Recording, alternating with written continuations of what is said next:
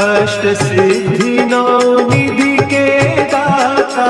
অর্থাৎ হনুমানজিকে আটটা বা অষ্টসিদ্ধির দাতা বলা হচ্ছে। প্রথম পর্বে আমরা চারটি মহাসিদ্ধির কথা জানতে পেরেছি, তাই আজ আমরা জানবো শেষ চারটি সিদ্ধির কথা। অষ্টসিদ্ধির মধ্যে পঞ্চম সিদ্ধিটি হলো প্রাপ্তি, অর্থাৎ নিজের ইচ্ছা মতো বস্তুকে প্রাপ্ত করা এবং পশু পাখিদের ভাষা বোঝার ক্ষমতা রাখা। এই সিদ্ধির জন্যই হনুমানজি লঙ্কার বনে পশু পাখিদের আওয়াজ থেকে সংকেত প্রাপ্ত করে মা সীতাকে খুঁজে পান। ষষ্ঠ সিদ্ধি হলো প্রাকম্বীয়, অর্থাৎ পুরো ব্রহ্মাণ্ডের যে কোনো জায়গায় যাওয়ার ক্ষমতা। হনুমানজির পাতাল লোকে গিয়ে অসুর অহিরাবণকে বধ করা বা জলের ভিতর শ্বাস নিতে পারা এই সিদ্ধিরই প্রমাণ। সপ্তম সিদ্ধি হলো ঈশিত্ব, অর্থাৎ ঈশ্বরের সমান ক্ষমতা, নেতৃত্ব ও মৃত মানুষকে জীবন দান করার ক্ষমতা। পুরো বানর সেনাকে নেতৃত্ব করা এবং লক্ষণজির প্রাণ বাঁচানো এই সিদ্ধিরই প্রমাণ দেয়। অষ্টম অর্থাৎ শেষ সিদ্ধি হলো বশিদ, যা ছিল যে কারোর মন ও ইন্দ্রিয়কে নিজের বশে করে ফেলার ক্ষমতা। আর এই ক্ষমতা দিয়েই তিনি তার মনের কামনা বাসনা এবং ইন্দ্রিয়দের বশে করে জিতেন্দ্রিয় হন।